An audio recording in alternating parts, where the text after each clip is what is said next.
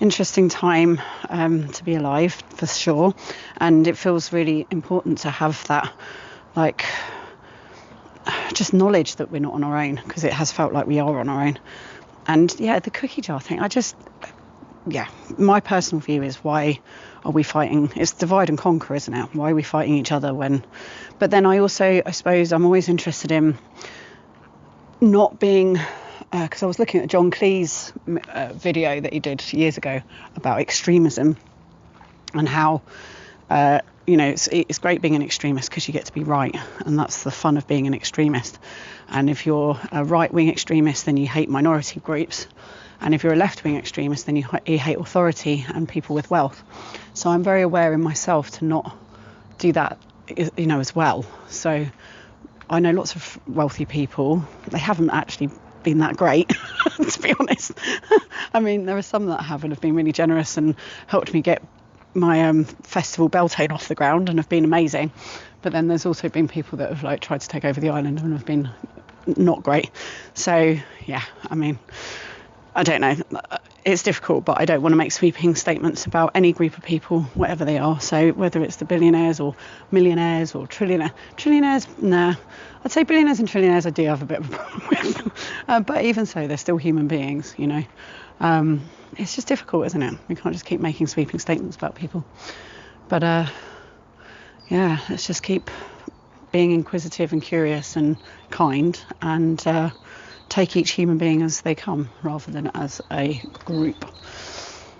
So that's what we've learnt this week, and so let's carry on walking and see what we discover as we begin to enter Wiltshire.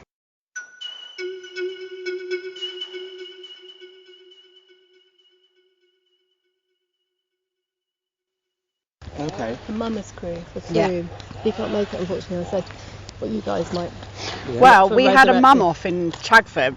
So if you do get a Mama's crew together, the next time we walk through, we'll have a mum off. Yeah. And that was inspired by your luck. Yeah, so they created a Mama's group in Chagford from us going through. Yeah, So because if you Howard guys- was Yeah, part that's of your right. crew Yeah, last yeah. time, and that was Yeah, my contact. yeah, because I last wasn't time. here with them. I was in Glastonbury. I had gone ahead for a course, so I met them in Glastonbury, but it meant I missed here. Yeah. So I think they had you on a stick. yeah, they did. They had me on a stick. So yeah. Yeah, That would be awesome if you get one Mama's treat together, and we'll have a mum off. I mean, the home team won. Yeah, it's not hard. Yeah, we're going to bring our own Totally judge. rigged. Yeah, we'll bring our own judge. Yeah, right, Touring exactly. judge. Do you think there's an international mumming judge federation? Well, there's the Mummers Convention. We've been to many times, which is just so surreal. Like the last one I went to was in Bath, and you just hear the same lines being said all around Bath. Just everyone saying the same lines, and it's really funny. We used to be the youngest Mummers troupe in the country for about a decade, for a decade. But now I don't think we are.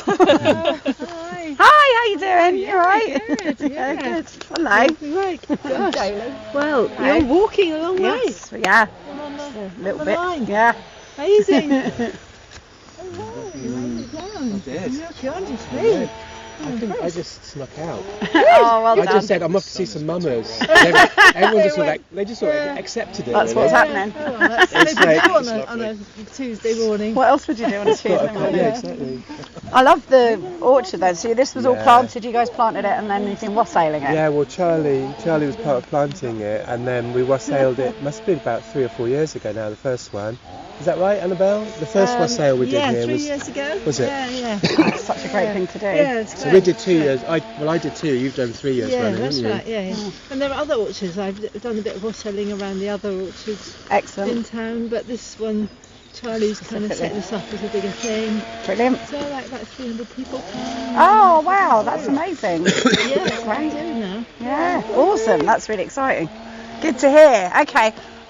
So I think should we perform, because there are a couple of other people that are going to join us, but they saw the show yesterday and then they're going to walk with us. So I think we can probably do the performance and then we'll set off and walk. If anyone wants to walk with us, you're very welcome to come and join us for the day. We're walking to Trowbridge today. Wow, I'm so pleased. That's great. So you're just staying with people on a route, I mean. Or while camping or whatever happens. Good for you. Yeah, while camping's really fun. We haven't done any for a while. I kind of feel like we should probably do something soon, but yeah, possibly.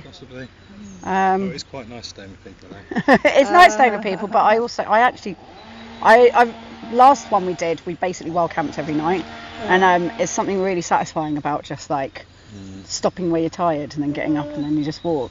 It's really nice. Yeah. Did mamas ever do?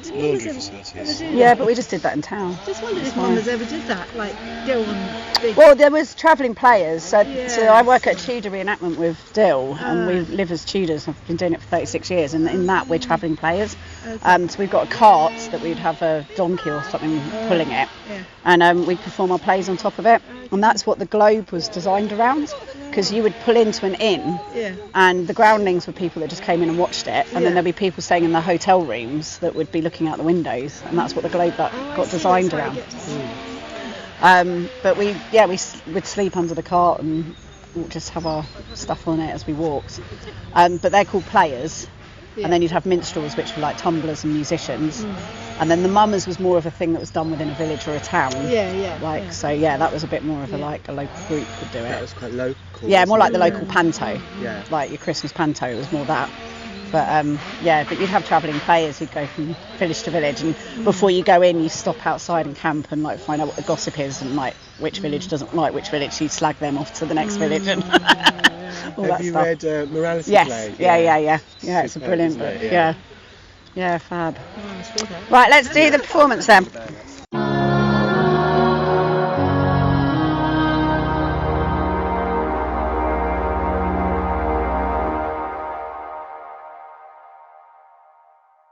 So so how long have you lived in Frome? So I've been here for, I think, 9 years now. Yeah, and how do you feel about the place? Like, what's your connection to it as a place? Well, it's quite random how I moved here. I mostly moved because I had a few friends with kids, and then there was Steiner School here. So nice. The reason. It wasn't.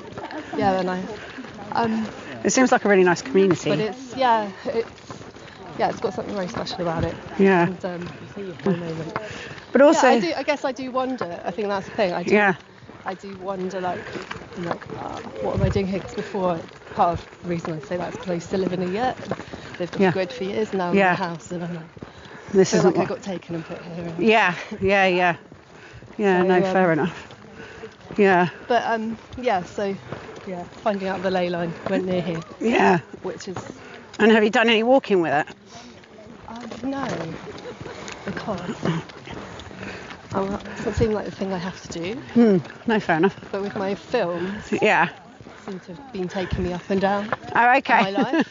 That's sort of drawing you there. Yeah, so that's what I seem to do. Is I seem to go up and down to different places along the ley line. Yeah. Okay. Cool. Whenever I actually set out to walk part of it, something has happened. Something's like nope. My dog was there, and then I got my toe, and then I did this. Yeah. No, fair enough. They're funny old things. It's like a knot. Listen to everyone. Okay, hello. Why? Che bonito. So for me, it's like a non. Like as soon as I try to get intentional about going to do certain parts of it, doesn't quite work. But you're doing it now. You're doing it today.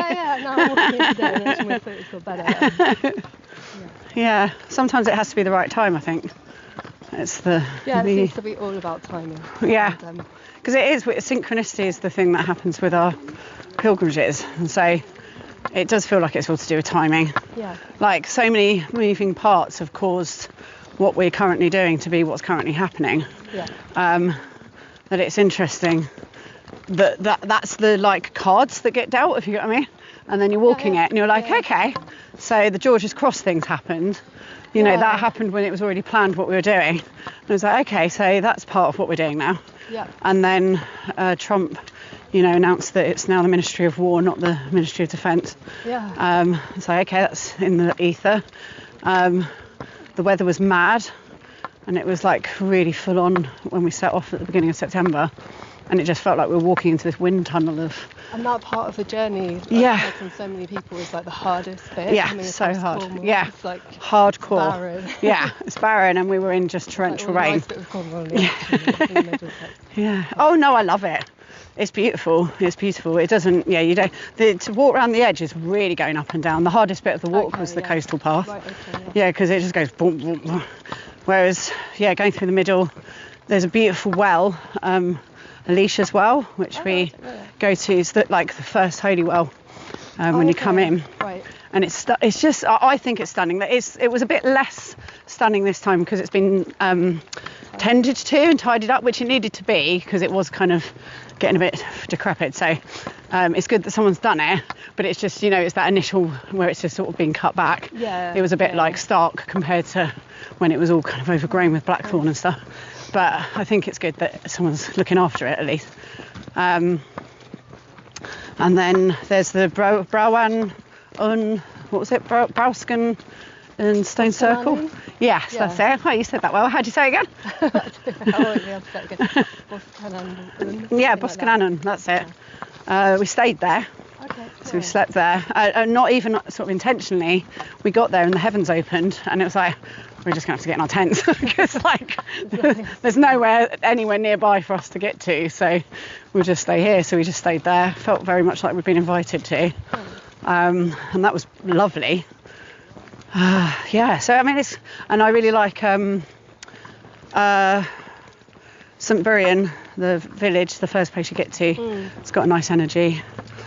So West Penwith is just so amazing. Yeah, it's a lovely journey, that bit. Yeah. But you just feel so like in the middle of like you are in the inner world there.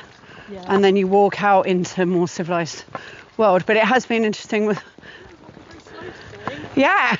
like you're at the front. Yeah. It's always slower in a big group. This is what I was saying about people joining at the end. Like we're knackered and we're just like, we just want to get to, it's not like we want to get to the end in a rush, but like you really can't deal with like a load of people who don't know what they're doing. And you're like, please just bugger off. And also it really disperses what the energy is or the magic is that we've been growing. They don't know what it is. And it's like a little will-o'-the-wisp that we're holding in our palm of our hand. And then all these people pile in and it just sort of wisps away and blows away, which makes you feel really sad. And then you're also having to wait for them. So you're like, I just got to kill you. But it actually can really hurt your head. It can be quite a not okay experience. So I do know what you mean. Yeah, so we stayed, no one joined us for the last 10 days, except for like a big pile-in at the end, like the literal end, because then there's a bit of a celebration, because we do end in a caravan park.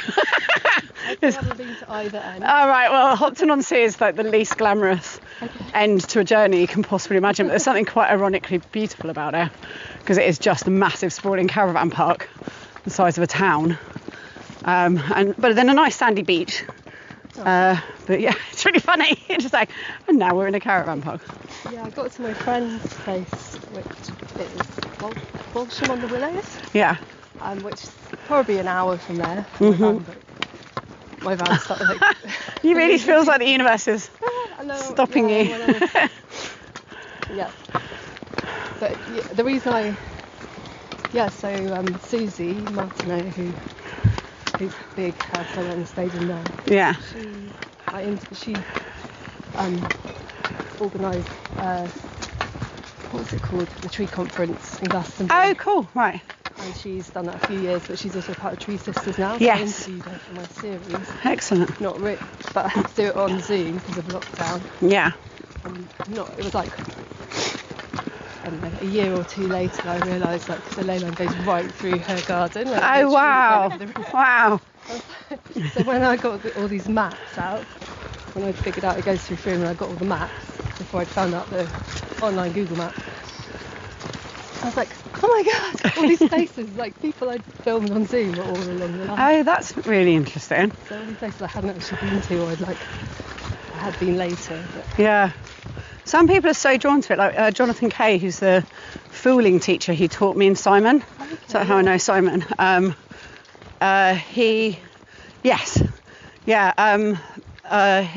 and his partner has always lived on one of the lines.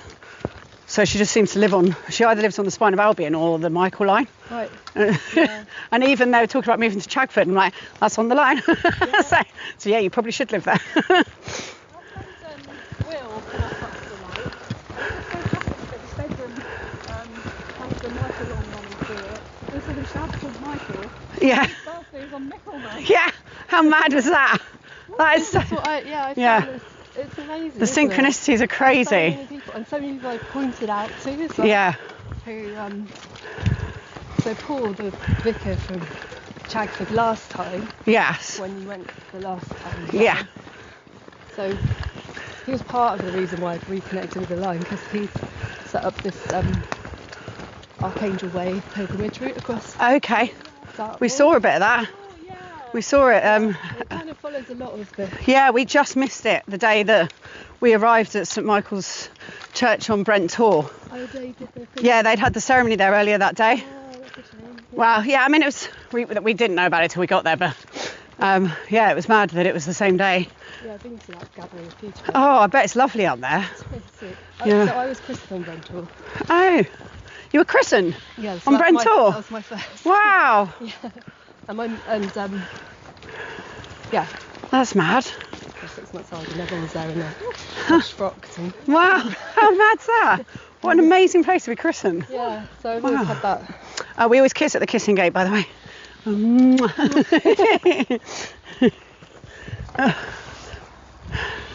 It's going to be showing you. Have you seen our new tattoos? Yeah, Yes. yeah. Have you got one as well? He's got one on her ankle. We got amazing. Dan's got one on his ankle. Yeah, like 3 hairs kind of Yes. colours to it as well. Yeah. And Michaelmas as well. It's just, It's we have mental. no idea. Yeah. But you also, when you went down last time, you went to Stoke Clemson Yes. with my mum. Oh, right. So Chrissy, that was Chrissy. Ah, yeah. Oh, cool.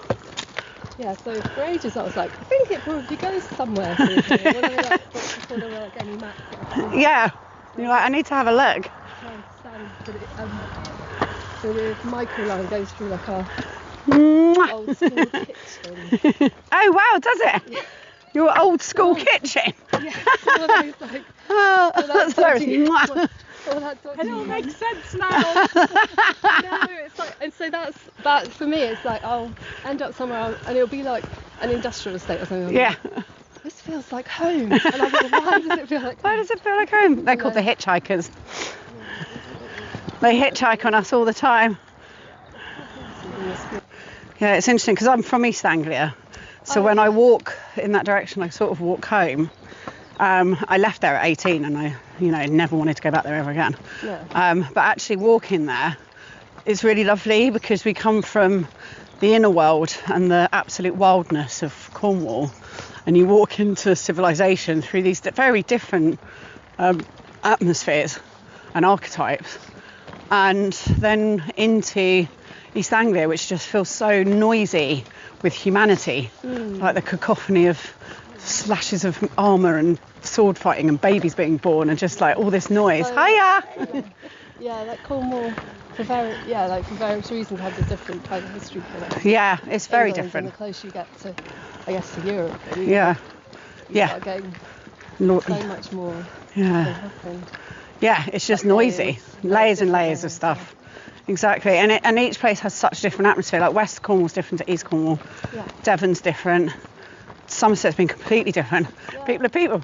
And but we're then walking into the shires, Buckinghamshire and Berkshire and all that lot, Oxfordshire, and that's when we start getting into where all of our leaders live.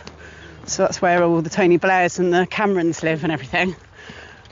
And then we get into East Anglia, which is where all the, chavs are from, which I can say because I am one. So it's going to be interesting walking it feels like we're walking into the belly of the beast, but it's been really nice having that respite in Somerset of just going, oh God, we're not on our own. Because after we'd walked through Cornwall and Devon, it was like, are we like the only people who haven't been bitten by the zombie apocalypse? Like, what is going on? And then because even I think since all this St George stuff started happening, I feel like I've really been knocked off. Like for ages I was just like, here's synchronicity about the ley line, here's this thing, here's this, feeling that it was this really beautiful and everything's unfolded. fine. Yeah. And I just felt really like, I don't know what this world is. Yeah, totally. And it's a real tricky, I feel the Libra and equinox thing with this, of like the balance between not living in fear, but not being like burying your head in a hippie cloud, you know. And it's like, how do we balance it? Because we need to not create a bad future, but also at what point, like in history when things have gone really sour, at what point could someone have not done something about it for the bigger picture necessarily, because there's so many moving parts, you know, but what you could have done in your pixel, you know, that would have like assisted or been safer or whatever it is. It's like, you know, at what point would you have left Germany, for example? Like what would have been the point where you chose to do something? Or would you have been the person who was there going, no, it's fine, everything's fine, and then going, shit.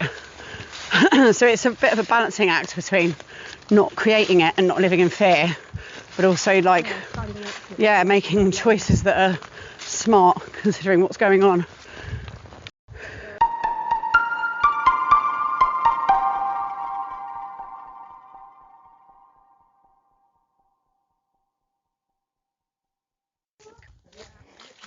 If you enjoy this podcast, then please consider supporting me on a crowdfunder, which is Just Giving Pilgrimage for Peace. So if you're able to Google that and support the crowdfunder, it was meant to be to raise money for charity, but we didn't get the Arts Council funding, which means that there's an initial cost for just being able to like pay bills and eat and drink and stuff while I'm on the road. But then if we make the target, then anything that we raise over that, then I'm going to be sending to charities. And I've managed to locate 3 small charities which are able to get funds and support through into Gaza, who I'm going to be supporting. Otherwise we're walking through from Kenilworth to the Norfolk coast, and we're going to be performing en route. And I've been posting on my social media the dates and locations. And if you would like us to perform for you, or if you're up for feeding us or letting us stay, then get in touch through social media. And it would be amazing to connect with you and to come and perform. So that's at Kriya Arts, which is KRIYAARTS. And now on with the show.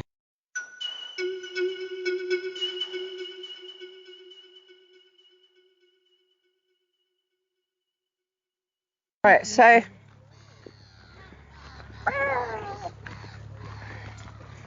I'm just going to look at the photo. I did find it again yesterday. So it's halfway through, and we've had the equinox. We're coming up to an Aries full moon. What does that mean to you? I feel Aries always feels to me very driven. It's the number 1 in the zodiac, so it's kind of like me first and having a goal in mind and sort of hurtling towards the goal 100 miles an hour on hot coals. Yes. It's that kind of vibe, very driven and ambitious. Yeah. So I'm loving all this fire energy that's coming into our walk, because I feel like we need that desperately.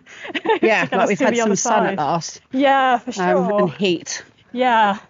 It really just gets the track moving, doesn't it? Yeah, and it feels like it's doable now, whereas it was feeling a bit terrifying at one point. For sure. Are we going to actually be able to do this in this weather? And I feel that kind of like drivenness and one-track mindedness is really helpful for the group, because we're all just like, right, meet us at this place, rather than sort of hanging around. Yeah, we've got a bit clearer. But it's just a bit clearer. Yeah. Sure. It's a bit like the arrow rune. Yeah. Tiraz. Yeah. Did someone pull that? I can't remember what runes we pulled. Might be worth us checking that as well. Mine was water and then sun. Yeah, water and sun, which we've had. I mean, I'm sure we're going to have water again. I'm just so impressed at how literal the runes can be. Yeah. Because I was kind of looking at it in a very deep metaphysical way, and then actually it was just the weather forecast of the trip. But then so much comes with that as well. Bye. Cheers. Much comes from that as well. So like the first pilgrimage I did, I had Thor, the god of thunder. Yes. And then my rune, the Ing rune. Yeah. And yes, it did mean that we had 3 storms with names. Yeah. But also I did go through this huge initiation of being split up with and having to walk through all my emotions and the storming of that. Yeah. So it kind of does do both. So there's like the water is the like emotional like world. It's going through this emotional place, and then the sun is like clarity and realization and understanding. Yeah. And will. Yeah. Yeah. This is pretty. And it feels very much like I don't know about you, but it feels like the reflection of the weather is just sort of reflecting from our mood as well. Big time. Which comes first, who knows? Yeah. But No, they very totally. much feel interlinked. Well, that's what geomancy is to me. Yeah. So geomancy is an invitation, as like the way I work with magic generally is from a perspective of art. Mm-hmm. So like, and it's what I love about Jonathan Kay, because he calls himself a fool and a theatre maker rather than a guru and a spiritual leader.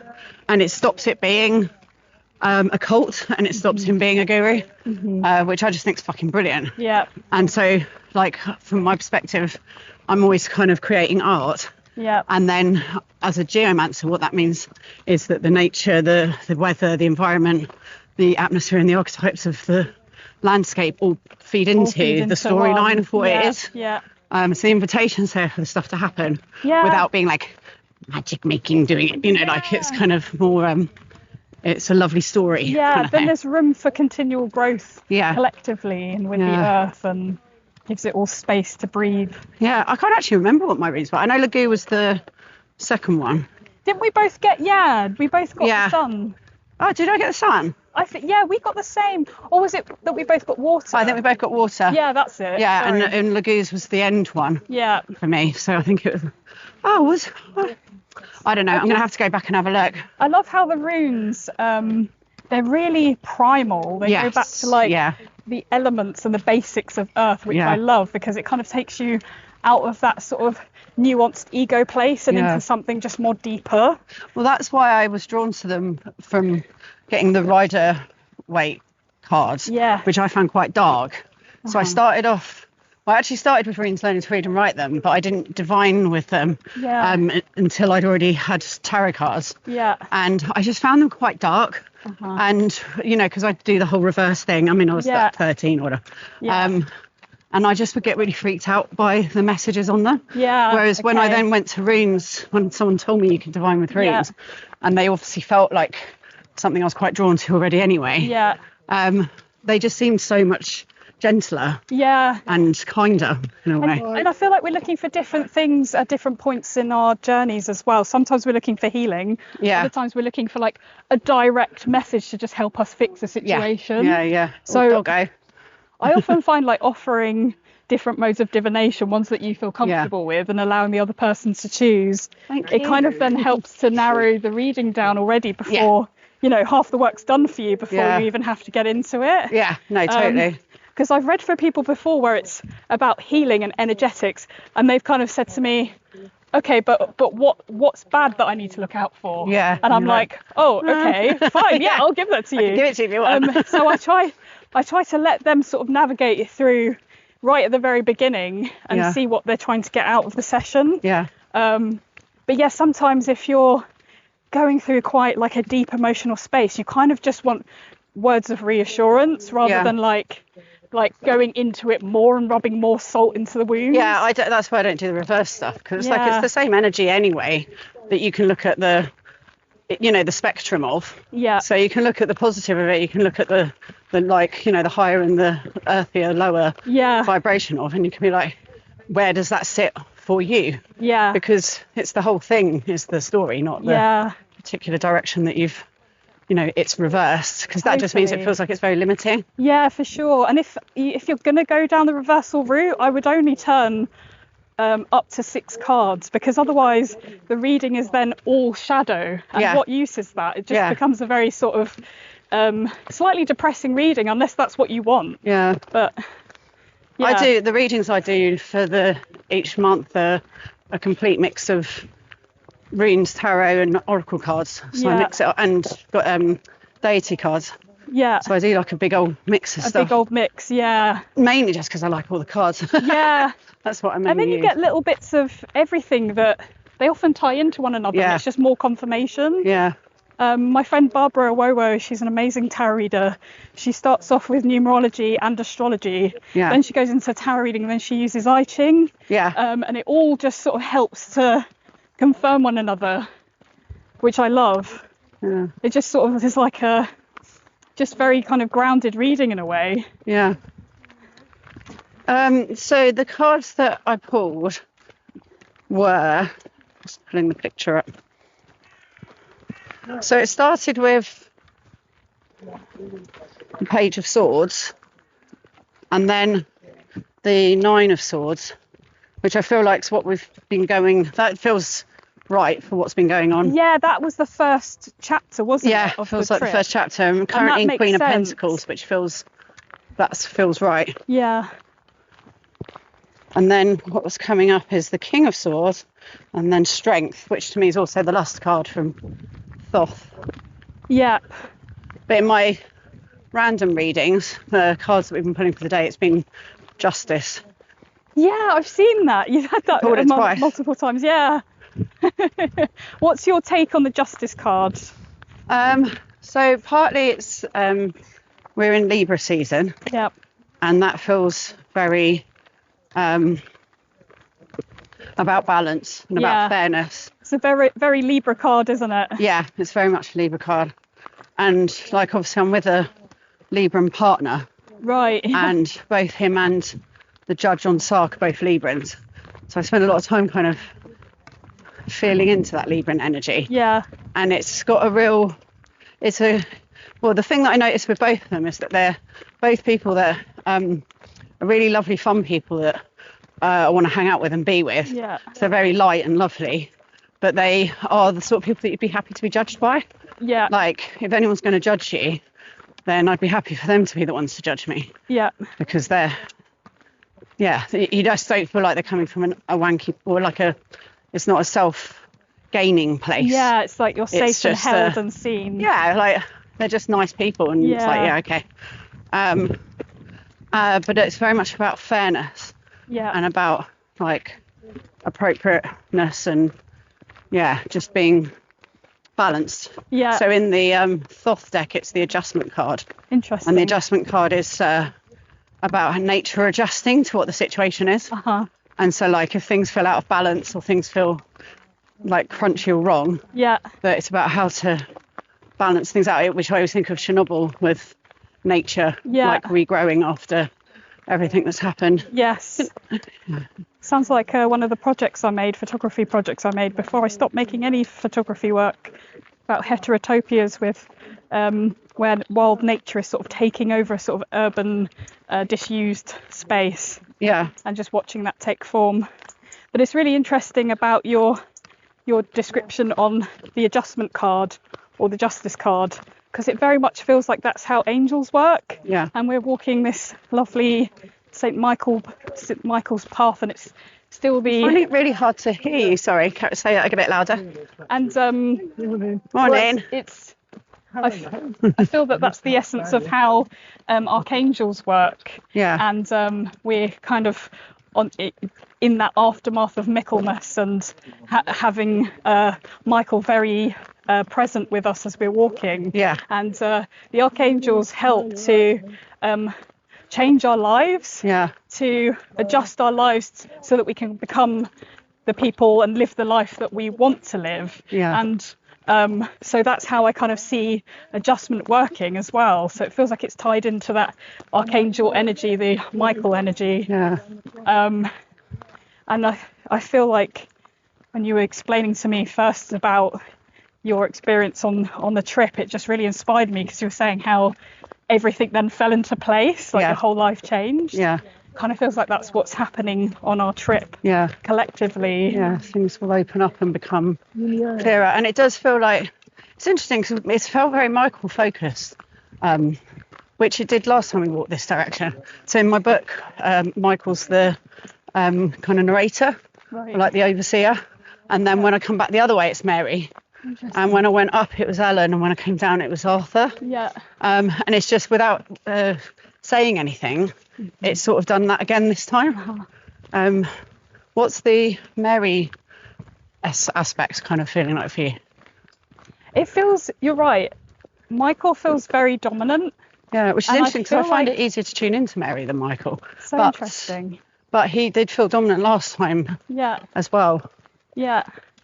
And the thing is, I've been working with Archangel Michael for a few years, whereas Mary, not so much. Yeah. I've been working with Mary. What's Mary mean to you though? Like what? I feel like she's the hybrid of both Mary and Mary Magdalene, but their frequencies, I don't see them as real people, and if they were amazing, but I see them as frequencies. Canal here and stopped somewhere over there. For lunch. I can't remember, but I remember walking down there. I was just thinking, we just keep on along the same side, don't we? Well, we were obviously the other way. Can I? Marys, what are you saying? Hang on. Can I? Sorry. Yeah, that's what I was talking about. Yeah. Just relax to your book. Because that's what I wanted to know is what Mary. So you think Mary's both Mary Magdalene and? Yeah, I feel because with the three hairs and your lovely tri symbol, it's like Mother, Maiden, Crone. Right. It's like all the phases of the feminine. I kind of feel like that's what Mary is to me. Yeah. And not necessarily looking at it like there was a living embodiment, just more that this is a frequency. Yeah. And it feels very wild, which I don't feel Archangel Michael is as much. Yeah. This feels very wild. It feels subtle, but she can be friendly one minute and the next minute it can be very what's the word? Just wild and in your face. Yeah. And changeable. So you never quite know where you stand, which I find interesting. Interesting. That's really interesting. And who's the third Mary aspect within that, or like what is it? I feel like it's like or just the changeable spirit between them. Yeah. So Magdalene as like sort of sacred sexuality, and then we've got Mary, the sort of mother archetype, and then together creating a sort of spirit or an elder or something between them. Yeah. But there being like a space. Yeah. And they're the kind of polarities of it, perhaps. Yeah. So what's the Queen of Pentacles in this phase of? It feels like that's the midpoint because it was 5 that I did, wasn't it? So in this chapter in your reading, the Queen of Pentacles. Yeah, there's 5. It's really interesting because I just find Mary, she's the wild, naturey aspect of what we're walking, and I just kind of feel that she crops up, that line crops up, and it becomes stronger, and then it becomes smaller, and sometimes you feel like you're in it, and sometimes you don't. And I feel that the Queen of Pentacles, well, she's always depicted as surrounded by nature, and that's nature equals abundance and fertility and all of those lovely things. So she's almost like looking down at the pentacle, like, oh, look what I've invested in, and then look what's come out of that. So I feel like it's this appreciation of the work and of the blessings and the abundance, and just being really appreciative of it, and like humbled and honoured. Yeah. She's a fucking cool card in the Thoth deck, isn't she? Yeah. She's because it's the Princess of Cups, which really reminds me of Ellen. I mean, Pentacles, sorry. Princess of Pentacles really reminds me of Ellen. She's got the horns and she's standing in the forest, looking amazing. And then there's the Queen who's got the huge horns sitting sitting on a throne with the furs. She's very cool. It's very earth. Obviously, because I'm a Capricorn, so I've got the horn earth vibe going on. Yeah, that's a lovely way of putting it. It's like an appreciation of the material, of the physical world, and our bodies as well. Yeah, exactly. Like everything that's here, just going back to nature and just really appreciating it.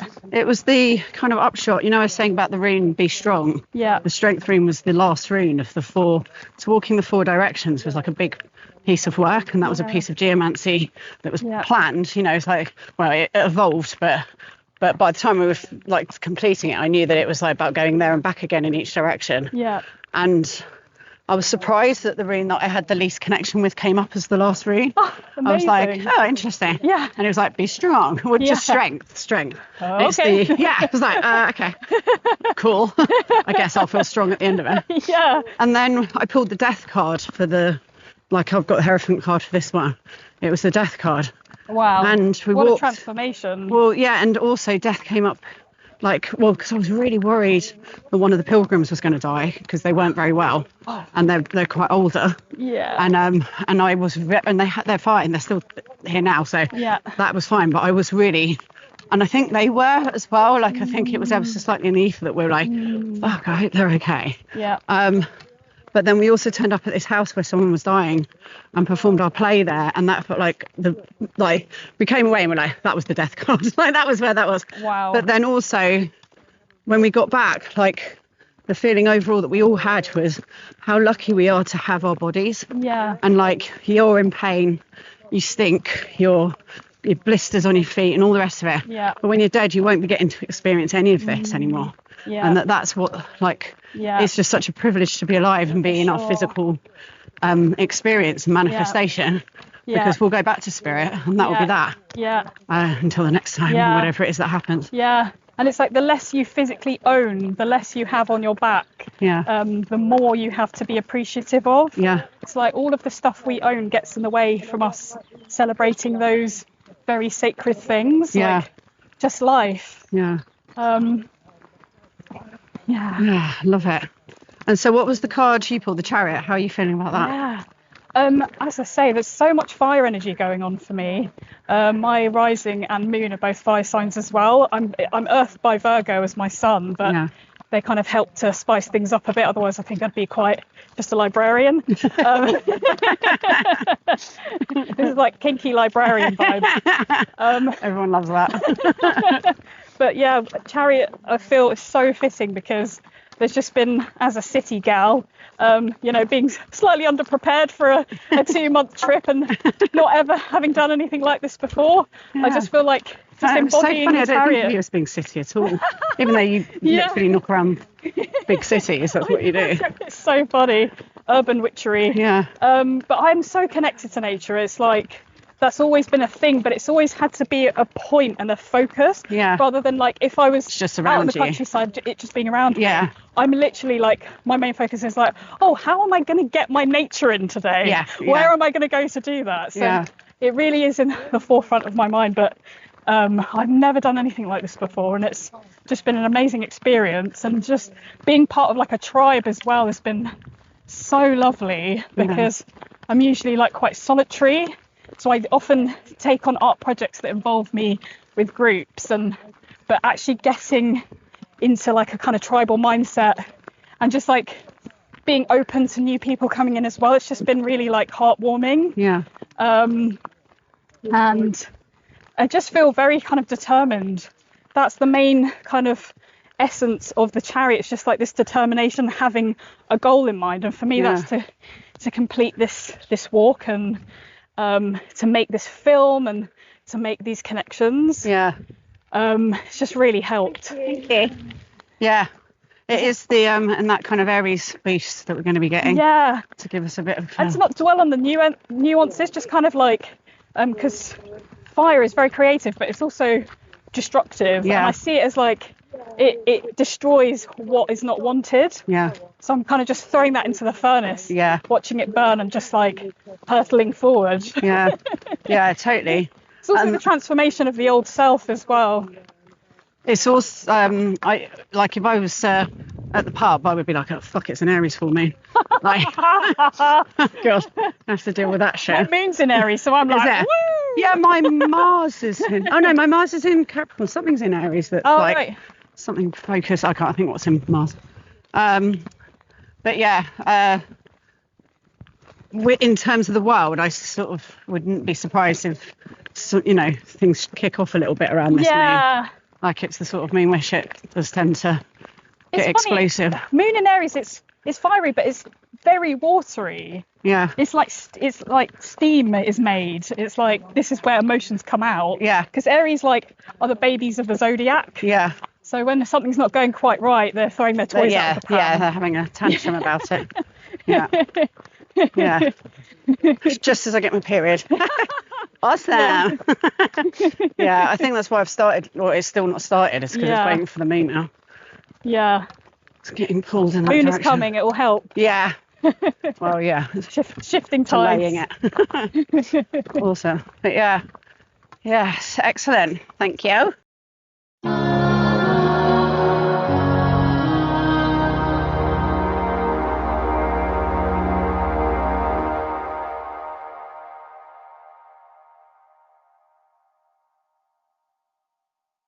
Bari. Yeah, we saw a grass snake. We've seen some kingfishers, woodpecker. Was near Boroughbridge, on the way to Boroughbridge. Yeah. So the long barrow's up that way, behind this. And that's Adam and Eve. Would you Adam and Eve it? You see the big one looks like the bigger stone Yeah. on the Aries. Yeah. I think that was part of the code, so you'd have like 3 stones forming an enclosure, and one suggestion is that would be a site of actual ritual activity, the barrier around it to kind of keep it as an enclosed sacred private space for some people to work in. And that's I presume this is Adam and this is Eve. guessing so, yeah. A nice story. Friends, the guys I used to make crop circles with before I was working with them, they made one in this field, it's been mid-90s, and they swear blind that there were balls of light flying around. They were doing it. They were doing it. Which I'm 50-50 whether they're bullshitting or not. But it was a story they told repeatedly and insisted on until they believed it. And that really freaked them. Allegedly really freaked them out. Yeah. Wow. And this is fine. Yeah. So you used to make crop circles? Yes. Ah, cool. Yeah. All around. All around here. How I started coming around here. Yeah. Really. Yeah. That would be 96 onwards. Does that mean you're an alien? Yeah, hang on a second. I was getting to that. Yeah. Have you harvesting the sun? Luckily, it harvests the sun during the summer. But like the newt. Powers me through the rest of the year. Is this one of your family? Prayer battery for Aries. Oh, nice. So if you need Great. any, we've got a prayer battery. How big is that? It's the size of a. Yes, I got. Yeah, that's the picture I was talking about. This one, Yeah. this is Stokely. So I just think that so looks like a womb with eggs that have just split and fallopian tubes. Yeah. So like the baby's happening, it's the eggs have split and it's the infinity symbol. Absolutely. I mean, I know that many they things. wouldn't have known any of that stuff. A tragic and mad thing is, even when Stokely was around here, so mid 18th century, the sanctuary, there were people around who remembered the sanctuary being upright. Oh, wow. And it was can't remember his name, bastard local farmer who took pleasure in destroying the sites. Oh, great. Who pulled it down, and allegedly because people locally were still using it as a site of sort of some kind of gatherings and things. So he sort of took it down, and a lot of the farm buildings around here were built, using all these bits of these stones.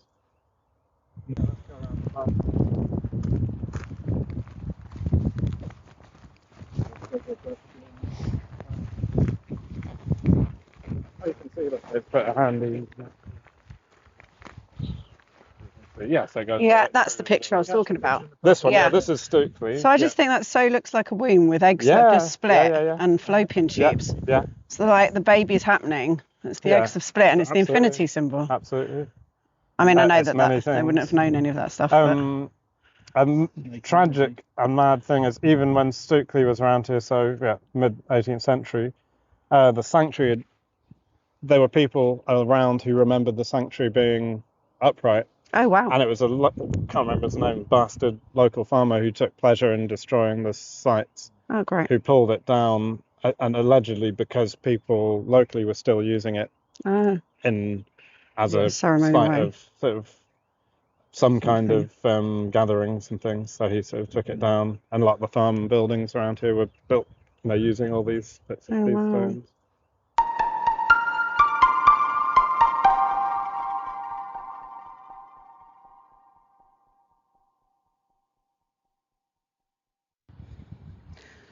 It's Saturday morning and I'm in Avebury. We just had an amazing opportunity of sleeping in and amongst the stones in a secret location that was a real treat, because the National Trust run the stones and you're not allowed to sleep in the circle anywhere near. There's a B&B that we stayed in the first night that's just outside of the rings. But yeah, it's a real privilege to get the opportunity to sleep within the rings. Now I'm here on my own, first thing in the morning, surrounded by jackdaws and the beautiful beech trees. So I've got an ongoing joke with the beech trees that they're not one of the druid trees. So there's like 7 sacred trees that are the druid trees. And beeches aren't one of them, but they're on every single sacred site you ever go to. So it's like they're really trying really hard to be one of the sacred trees, but they don't. I mean, Scarlett always like, still not sacred, but obviously they're sacred, and I absolutely love beeches. In fact, I fancy beeches. They're sexy as. And yeah, they're my sexy tree. I really fancy beeches. They're hot. So we're halfway through and I'm feeling physically fit, and the pilgrimage and the lines just keep on giving. We had an interesting thing yesterday where we didn't quite sort of end up doing the ceremonial walk. The weather was against us, and yeah, just some things intervened and stopped us fully doing the full walk, which I thought was interesting, because when I did it the first time, I felt like I jumped timelines. Second time, to be honest, it's really weird. The pilgrimage I did walking this line in the other direction, I really can't remember. So I know we did do this walk, but I can't really remember it. It's weird. Yeah, it's almost like that was a different timeline as well. But with all of this, it's trusting the process, trusting that whatever happens, whatever gets in the way or whatever comes up is what's meant to happen. And this is the Fool card. The Fool card is that everything, or the Fool archetype is that everything is your favourite thing, and that this is all the way it's meant to be. And it's quite difficult sometimes when things are not how you want them to be and they feel a little bit tricky or sticky or crunchy, for you to trust that. But I do trust it. But yeah, I'm kind of like the flotilla. I've been following the flotilla with Greta Thunberg, and that was stopped and diverted by the Israeli government illegally in foreign waters, and they were treated badly, but they're being sent back. I was relieved that it didn't turn out worse than that, because I was expecting it to. With this Aries full moon coming up on Monday, I was a bit concerned about their safety and what that might mean if anything went really wrong. And so I'm relieved that it didn't, but I'm also, I've got a feeling today of, I suppose my eternal judgment is I'm not good enough. And yeah, just feeling I'm not good enough today quite strongly, how do we make a difference? And it's okay, like, with all these things, you have to trust the crunches, because actually otherwise it's not a pilgrimage. The reason why we go on pilgrimage is for these difficulties, and the hermit is the other archetype of the pilgrim, and the hermit is carrying that little spark, that little light, and that's you, your untainted pure self, the thing that sparked when the egg hit the sperm and created you, that came into being. And so you're kind of tending to that and spending time with that, and also being like a walking confessional and a walking, sort of spiritual being, an archetype for other people. And also the card I pulled for this pilgrimage was the Hierophant, so I'm sort of being a religious, like, spiritual guide. And just at the moment feeling like, I suppose it's, I'm not good enough, but like, how do I do this better? How do I and following the universe's lead, like, if it feels like things are starting to feel like dead ends, it's possibly time to change it up. And be like, okay, I'm going to do things differently. Because if you feel like you're sort of headbutting a wall, then maybe sometimes it's time to turn around and start headbutting the air. So yeah, feels like it's time to maybe change things up a little bit, and I don't know what that means or what that looks like yet. I feel like the lines will lead me and the universe will guide me, and it's just trusting it to, just trusting it all. But yeah, I think I've got some things that are percolating through that I'm like, actually I care about that a lot right now, and I would like to try and do that. And so yeah, that's sort of kind of is coming through. But yeah, how to do things. And the trick is, and this is what you learn through pilgrimage, is you put one foot in front of the other and you just keep on going. So that's what we're going to do. That's what I'm going to do. Greta Thunberg is going to get back on another boat with some more supporters, and they're going to do another flotilla, and they're just going to keep going. Good on her. And in my own tiny little way, going to do the same thing. I'm just going to keep on going, put one foot in front of the other, and just see what unfolds, because I feel very like I don't know what I'm doing right now, but one foot in front of the other, and we'll keep on going and see where we end up and how things unfold. I shall see thee anon.